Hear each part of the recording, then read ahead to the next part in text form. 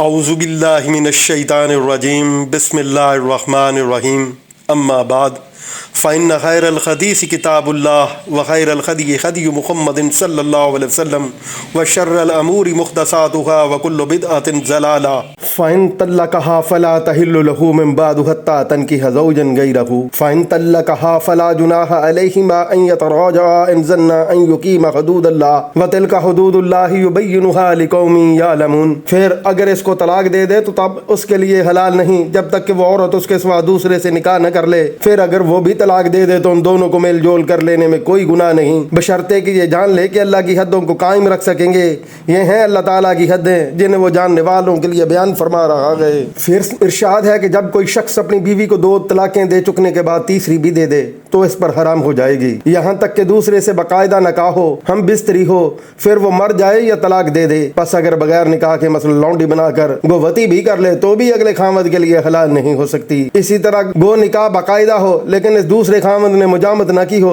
تو بھی پہلے شوہر کے لیے حلال نہیں۔ اکثر فقہ میں مشہور ہے کہ حضرت سعید بن مسیب مجرد صرف عقد کو حلال کہتے ہیں، گو میل نہ ہوا ہو، لیکن یہ بات ان سے ثابت نہیں۔ ایک حدیث میں ہے کہ نبی صلی اللہ علیہ وسلم سے سوال کیا گیا کہ ایک شخص ایک عورت سے نکاح کرتا ہے اور دخول سے پہلے ہی طلاق دے دیتا ہے، وہ دوسرا نکاح کرتی ہے، وہ بھی اسی طرح دخول سے پہلے طلاق دے دیتا ہے، تو کیا اگلے خامد کو اب اس سے نکاح کرنا حلال ہے؟ آپ صلی اللہ علیہ وسلم نے فرمایا نہیں، جب تک کہ یہ اس سے اور وہ اس سے لطف اندوز نہ ہو لیں۔ مسند احمد، ابن ماجہ وغیرہ۔ اس روایت کے راوی حضرت ابن عمر سے خود امام سعید بن مسیب ہیں، پس کیسے ممکن ہے کہ وہ روایت بھی کریں اور پھر مخالفت بھی کریں؟ اور پھر وہ بھی بلا دلیل ایک روایت میں یہ بھی ہے کہ عورت رخصت ہو کر جاتی ہے، ایک مکان میں میاں بیوی جاتے ہیں، پردہ ڈال دیا جاتا ہے لیکن آپس میں نہیں ہوتی، جب بھی یہی حکم ہے خود آپ کے زمانے میں ایسا واقعہ ہوا۔ آپ صلی اللہ علیہ وسلم سے پوچھا گیا مگر آپ صلی اللہ علیہ وسلم نے پہلے خامد کی اجازت نہ دی، بخاری و مسلم۔ ایک روایت میں ہے کہ حضرت رفاع کرزی کی بیوی صاحب تمیمہ بنت وہب کو جب انہوں نے آخری تیسری طلاق دے دی تو ان کا نکاح حضرت عبد الرحمن بن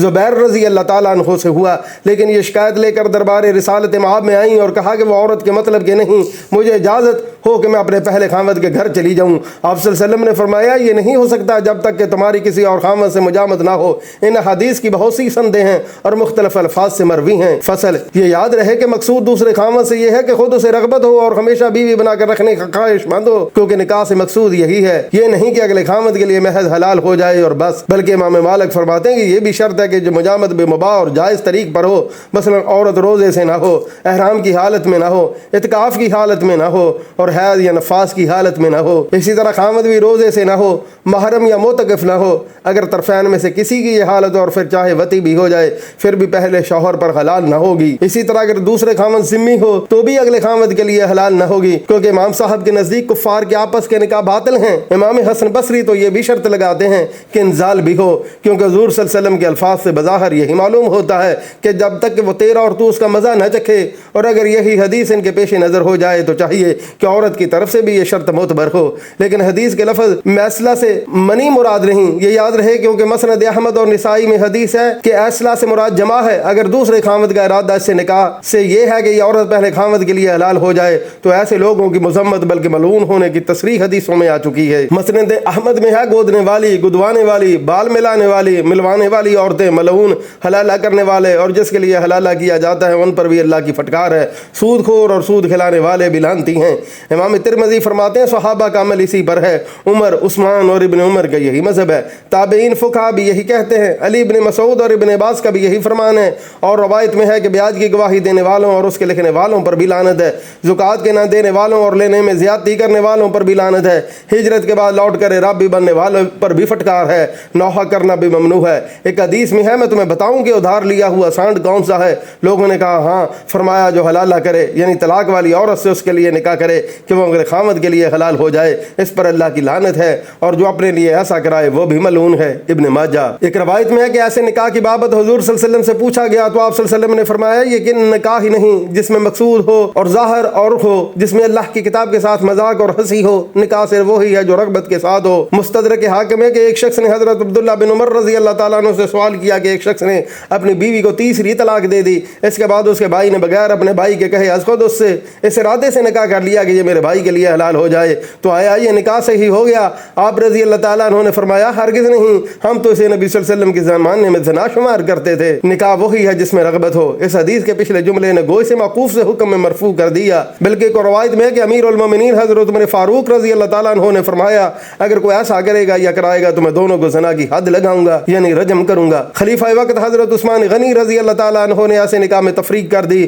اور اسی طرح حضرت علی رضی اللہ تعالیٰ عنہ اور حضرت ابن عباس رضی اللہ تعالیٰ عنہ وغیرہ بہت سے صحابہ کرام سے بھی یہی مروی ہے رضی اللہ عنہم اجمعین۔ پھر فرمان ہے کہ اگر دوسرا خاوند نکاح اور وطی کے بعد طلاق دے دے تو پہلے خاوند پر پھر اسی عورت سے نکاح کر لینے میں کوئی گناہ نہیں، جبکہ یہ اچھی طرح گزر اوقات کر لیں اور یہ بھی جان لیں کہ وہ دوسرا نکاح صرف دھوکہ اور مکر و فریب کا نہ تھا بلکہ حقیقت تھی۔ یہ ہیں احکام شرعی جنہیں علم والوں کے لیے اللہ نے واضح کر دیا۔ ائمہ کا اس میں بھی اختلاف ہے کہ ایک شخص نے اپنی بیوی کو 2 یا 1 طلاق دے دی، پھر چھوڑے رہا یہاں تک کہ وہ عدت سے نکل گئی، پھر اس نے دوسرے سے گھر بسا لیا، اس سے ہم بستری بھی ہوئی، پھر اس نے بھی طلاق دے دی اور اس کی عدت ختم ہو چکی، پھر اگلے خاوند نے اس سے نکاح کر لیا، تو کیا اسے 3 میں سے جو طلاقیں یعنی 1 یا 2 باقی ہیں صرف انہی کا اختیار رہے گا، یا پہلے کی طلاقیں گنتی سے ساقط ہو جائیں گی اور اسے اثر نو تینوں طلاقوں کا حاصل ہو جائے گا؟ پہلا مذہب تو ہے امام مالک، امام شافعی اور امام احمد رحمۃ اللہ علیہ کا اور صحابہ رضی اللہ تعالیٰ عنہ کی ایک جماعت کا، اور دوسرا مذہب ہے امام ابو حنیفہ رحمۃ اللہ علیہ اور ان کے ساتھیوں کا، اور ان کی دلیل یہ ہے کہ جب اس طرح تیسری طلاق و گنتی میں نہیں آئی تو پہلی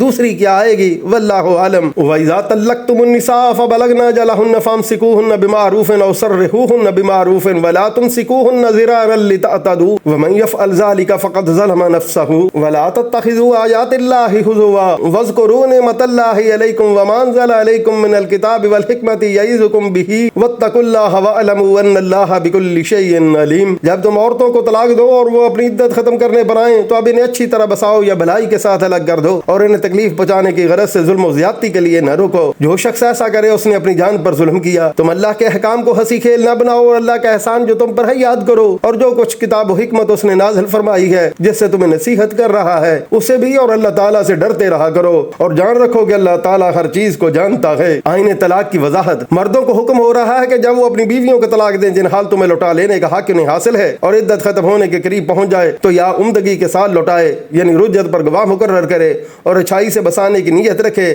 یا اسے عمدگی سے چھوڑ دے اور عدت ختم ہونے کے بعد اپنے ہاں بغیر اختلاف جھگڑے دشمنی اور زبانی کے نکال دے۔ جاہلیت کے اس دستور کو اسلام نے ختم کر دیا جو ان میں تھا کہ طلاق دے دی، عدت ختم ہونے کے قریب رجوع کر لیا، پھر طلاق دے دی، پھر رجوع کر لیا، یوں ہی اس دکھی عورت کی عمر برباد کر دیتے تھے کہ نہ وہ سہاگ رہی رہے نہ بیوہ۔ تو اس سے اللہ نے روکا اور فرمایا کہ ایسا کرنے والا ظالم ہے۔ پھر فرمایا اللہ کی آیتوں کو ہنسی نہ بناؤ۔ ایک مرتبہ رسول اللہ صلی اللہ علیہ وسلم اشعری قبیلے پر ناراض ہوئے تو حضرت ابو موسیٰ اشعری نے حاضر خدمت ہو کر ان اصطلاحات طلاق کے بارے میں سبب دریافت کیا۔ آپ صلی اللہ علیہ وسلم نے فرمایا کیوں؟ یہ لوگ کہہ دیا کرتے ہیں کہ میں نے طلاق دی، میں نے رجوع کیا۔ یاد رکھو مسلمانوں کی یہ طلاقیں نہیں، عورتوں کی عدت کے مطابق طلاقیں دو۔ اس کا یہ بھی مطلب کیا گیا کہ ایک شخص ہے جو بلا وجہ طلاق دیتا ہے اور عورت کو ضرر پہنچانے کے لیے اور اس کی عدت لمبی کرنے کے لیے رجوع ہی کرتا چلا جاتا ہے۔ یہ بھی کہا گیا کہ ایک شخص ہے جو طلاق دے یا آزاد کرے یا نکاح کرے پھر کہہ دے کہ میں نے تو ہنسی ہنسی میں یہ کیا ہے، ایسی صورتوں میں یہ تینوں کام فی الحقیقت میں واقع ہو جائیں گے۔ حضرت ابن عباس رضی اللہ تعالیٰ عنہ فرماتے ہیں ایک شخص نے اپنی بیوی کو طلاق دی پھر کہہ دیا کہ میں نے تو مذاق کیا تھا،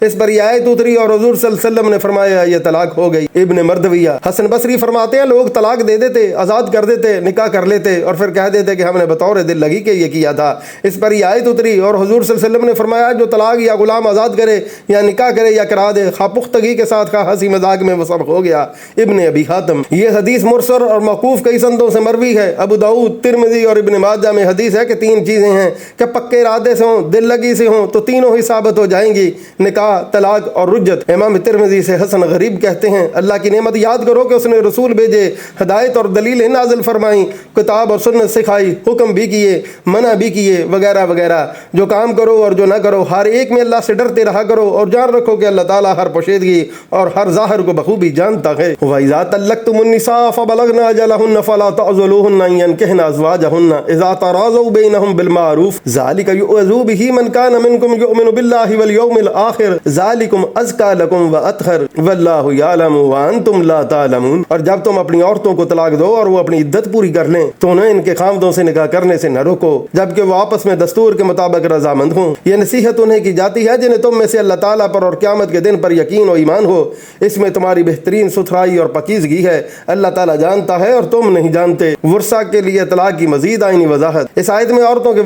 وارثوں کو ممانعت ہو رہی ہے کہ جب کسی عورت کو طلاق ہو جائے اور عدت بھی گزر جائے، پھر میاں بیوی رضامندی سے نکاح کرنا چاہیں تو وہ انہیں نہ روکیں۔ اس آیت میں دلیل ہے اس امر کی کہ عورت خود اپنا نکاح نہیں کر سکتی اور نکاح بغیر ولی نہیں ہو سکتا۔ چنانچہ ترمذی اور ابن جریر نے اس آیت کی تفسیر میں یہ حدیث وارد کی ہے کہ عورت کا نکاح نہیں کر سکتی، نہ عورت اپنا نکاح آپ کر سکتی ہے، وہ عورتیں زناکار ہیں جو اپنا نکاح آپ کر لیں۔ دوسری حدیث میں ہے نکاح بغیر راہ یافتہ کے اور دو عادل گواہوں کے نہیں۔ گو اس مسئلے میں بھی اختلاف ہے لیکن اس کے بیان کی جگہ تفسیر نہیں، ہم اس کا بیان کتاب الاحکام میں کر چکے ہیں، فالحمدللہ۔ یہ آیت حضرت معقل بن یسار اور ان کی ہمشیرہ صحبہ کے بارے میں نازل ہوئی۔ صحیح بخاری شریف میں اس آیت کی تفسیر کے بیان میں کہ حضرت معقل بن یسار رضی اللہ تعالیٰ عنہ فرماتے ہیں، میری بہن کا منگیتر میرے پاس آتا تھا، میں نے نکاح کر دیا، اس نے کچھ دنوں بعد طلاق دے دی، پھر عدت گزرنے کے بعد نکاح کی درخواست کی، میں نے انکار کیا، اس پر یہ آیت اتری جسے سن کر حضرت معقل رضی اللہ تعالیٰ عنہ نے باوجود یہ کہ قسم کھا رکھی تھی کہ میں تیرے نکاح میں نہ دوں گا، نکاح پر آمادہ ہو گئے اور کہنے لگے میں نے اللہ کا فرمان سنا اور میں نے مان لیا،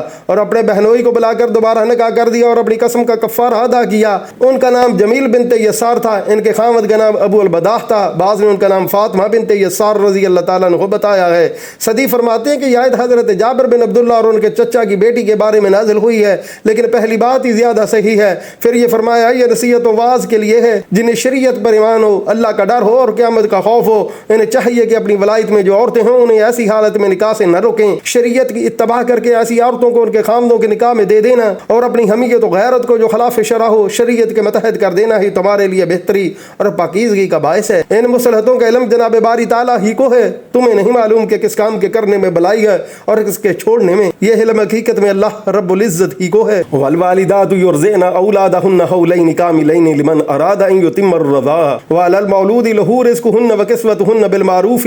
لا تکلف نفس الا وسعها لا تضار والدة بولدها ولا مولود له بولده وعلى الوارث مثل ذلك فإن أراد فصالا تراض منهما وتشاور فلا جناح عليهما وإن أردتم أن تسترضعوا أولادكم فلا جناح عليكم إذا سلمتم ما آتيتم بالمعروف واتقوا الله واعلموا أن الله بما تعملون بصير۔ آئیں اپنی اولادوں کو 2 سال کامل دودھ پلائیں، جن کا ارادہ دودھ پلانے کی مدت بالکل پوری ہونے کرنے کا ہے، جن کے بچے ہیں ان کے ذمے ان کا روٹی کپڑا ہے جو مطابق دستور ہو۔ ہر شخص اتنی ہی تکلیف دیا جاتا ہے جتنی اس کی طاقت ہو، ماں کو اس کے بچے کی وجہ سے یا باپ کو اس کی اولاد کی وجہ سے کوئی ضرر نہ پہنچایا جائے، وارث پر بھی اس جیسی ہی ذمہ داری ہے۔ پس اگر دونوں یعنی ماں باپ اپنی رضامندی اور باہمی مشورے سے دودھ چھڑانا چاہیں تو دونوں پر کچھ گناہ نہیں، اور اگر تمہارا ارادہ اپنی اولاد کو دودھ پلوا لینے کا ہو تو بھی تم پر کوئی گناہ نہیں، جبکہ تم مطابق دستور جو ان کو دینا ہو وہ ان کے حوالے کر دو۔ اللہ تعالیٰ سے ڈرتے رہو اور جانتے رہو کہ اللہ تعالیٰ تمہارے اعمال کو دیکھ بھال رہا ہے۔ مسئلہ رضاعت، یہاں اللہ تعالیٰ بچوں والیوں کو ارشاد فرماتا ہے کہ پوری مدت دودھ پلانے کی 2 سال ہے، اس کے بعد دودھ کی پلائی کا کوئی اعتبار نہیں، اس سے دودھ بائی پنا ثابت نہیں ہوتا اور نہ حرمت ہوتی ہے۔ اکثر ائمہ کرام کا یہی مذہب ہے۔ ترمذی میں باب ہے کہ رضاعت جو حرمت ثابت کرتی ہے وہ وہی ہے جو 2 سال سے پہلے کی ہو۔ پھر حدیث لائے ہیں کہ رسول اللہ صلی اللہ علیہ وسلم فرماتے ہیں وہی رضاعت حرام کرتی ہے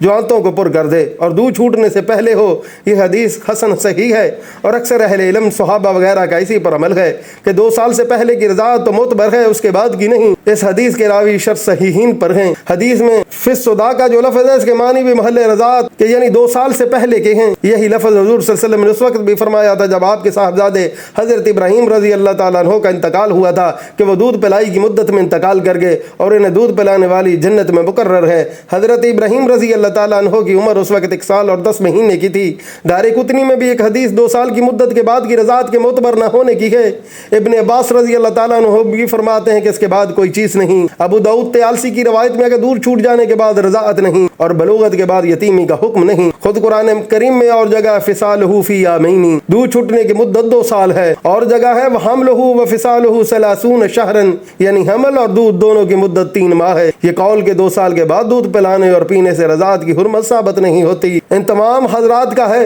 حضرت علی، حضرت ابن عباس، حضرت ابن مسعود، حضرت جابر، حضرت ابو ہریرہ، حضرت ابن عمر، حضرت ام سلمہ رضی اللہ عنہم، حضرت سعید بن مسیب، حضرت عطا اور جمہور کا یہی مذہب ہے۔ امام شافعی، امام احمد، امام اسحاق، امام ثوری اور امام ابو یوسف، امام احمد، امام مالک رحم اللہ کا بھی یہی مذہب ہے۔ گو ایک روایت میں امام مالک سے 2 سال 2 ماہ بھی مروی ہیں اور ایک روایت میں 2 سال 3 ماہ بھی مروی ہیں۔ امام ابو حنیفہ رحمۃ اللہ علیہ 2.5 سال کی مدت بتلاتے ہیں۔ ظفر کہتے ہیں جب تک دودھ نہیں چھٹا تو 3 سال تک کی مدت ہے۔ امام اوزاعی سے بھی یہی روایت ہے۔ اگر کسی بچے کا 2 سال سے پہلے دودھ چھڑوا لیا جائے پھر اس کے بعد کسی عورت کو دودھ وہ پیے تو بھی حرمت ثابت نہ ہوگی، اس لیے کہ اب قائم مقام خوراک کے ہو گیا۔ امام اوزاعی سے ایک روایت یہ بھی ہے، حضرت عمر رضی اللہ تعالیٰ عنہ، حضرت علی رضی اللہ تعالیٰ عنہ سے مروی ہے کہ دودھ چھڑوا لینے کے بعد رضاعت نہیں۔ اس قول کے دونوں مطلب ہو سکتے ہیں، یعنی یا تو یہ کہ 2 سال کے بعد، یا یہ کہ جب بھی اس سے پہلے دودھ چھوٹ گیا اس کے بعد، جسے امام مالک کا فرمان ہے، واللہ عالم۔ ہاں صحیح بخاری و مسلم میں حضرت عائشہ رضی اللہ تعالیٰ عنہ سے مروی ہے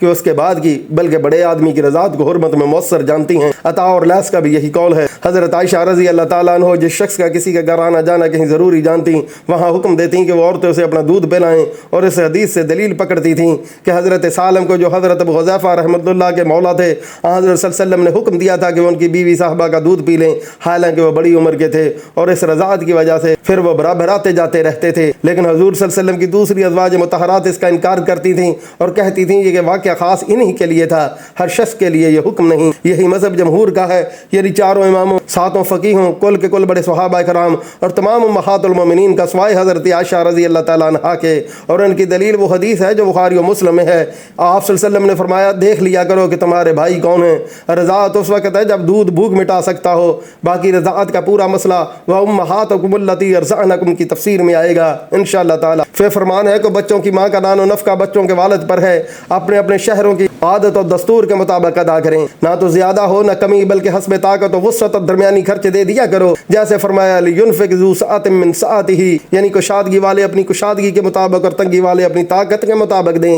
اللہ تعالیٰ طاقت سے زیادہ تکلیف نہیں دیتا، ان قریب اللہ تعالیٰ سختی کے بعد آسانی کر دے گا۔ ضحاک رحمۃ اللہ علیہ فرماتے ہیں کہ جس شخص نے اپنی بیوی کو طلاق دی اور اس کے ساتھ بچہ بھی ہے تو اس کی دودھ پلائی کے زمانے تک کا خرچ اس مرد پر واجب ہے۔ پھر ارشاد باری تعالیٰ کہ عورت اپنے بچے کو دودھ پلانے سے انکار کر کے اس کے والد کو تنگی میں نہ ڈالے، بلکہ بچے کو دودھ پلاتی رہے، اس لیے کہ یہی اس کی گزران کا سبب ہے۔ دودھ سے جب بچہ بے نیاز ہو جائے تو بے شک بچے کو دے دے، لیکن پھر بھی نقصان رسانی کا ارادہ نہ ہو۔ اسی طرح خاوند اس سے جبرن بچے کو الگ نہ کرے جس سے غریب دکھ میں پڑے۔ وارث کو بھی یہی چاہیے کہ بچے کی والدہ کو خرچ سے تنگ نہ کرے، اس کے حقوق کی نگہداشت کرے اور اسے ضرر نہ پہنچائے۔ حنفیہ اور حنبلیہ میں سے جو لوگ اس کے قائل ہیں کہ رشتہ داروں میں سے بعض کا نفقہ بعض پر واجب ہے، انہوں نے اسی آیت سے استدلال کیا ہے۔ حضرت عمر بن خطاب اور جمہور سلف صالحین سے یہی مروی ہے۔ سمرا والی مرفوع حدیث میں بھی یہی ظاہر ہوتا ہے، جس میں کہ جو شخص اپنے کسی محرم رشتہ دار کا مالک ہو جائے تو وہ آزاد ہو جائے گا۔ یہ بھی یاد رہے کہ 2 سال کے بعد دودھ پلانا عموماً بچے کو نقصان دیتا ہے، یا تو جسمانی یا دماغی۔ حضرت عکرمہ نے ایک عورت کو 2 سال سے بڑے بچے کو دودھ پلاتے ہوئے دیکھ کر منع فرمایا۔ پھر فرمایا گیا کہ اگر یہ رضامندی اور مشورے سے 2 سال کے اندر اندر جب کبھی دودھ چھڑانا چاہیں تو ان پر کوئی حرج نہیں، ہاں ایک کی چاہت بغیر دوسرے کی رضامندی کے ناکافی ہوگی، اور یہ بچے کے بچاؤ کی اور اس کی نگرانی کی ترکیب ہے۔ خیال فرمائیے کہ اللہ تعالیٰ اپنے بندوں پر کس قدر رحیم و کریم ہے کہ چھوٹے بچوں کے والدین کو ان کاموں سے روک دیا جس میں بچے کی بربادی کا خوف تھا، اور وہ حکم دیا جس سے ایک بچے کا بچاؤ ہے، دوسری جانب ماں باپ کی بھی اصلاح ہے۔ سورہ طلاق میں فرمایا فَإِنْ أَرْضَعْنَ لَكُمْ فَآتُوهُنَّ أُجُورَهُنَّ، اگر عورتیں بچوں کو دودھ پلایا کرے تو تم ان کی اجرت بھی ادا کر دیا کرو اور آپس میں عمدگی کے ساتھ معاملہ رکھو۔ یہ اور بات ہے کہ تنگی کے وقت کسی اور سے دودھ پلوا دو۔ چنانچہ یہاں بھی یہی فرمایا اگر والدہ اور والد متفق ہو کر کسی عذر کی بنا پر کسی اور سے دودھ شروع کرائیں اور پہلے کی اجازت کامل طور پر والد والدہ کو دے دے تو بھی دونوں پر کوئی گناہ نہیں۔ اب دوسری کسی دائیا سے اجرت چکوا کر دودھ پلوا دیں۔ لوگ ہو اللہ تعالیٰ سے ہر امر میں ڈرتے رہا کرو اور جان رکھو کہ تمہارے اقوال و افعال کو وہ خوبی جانتا ہے۔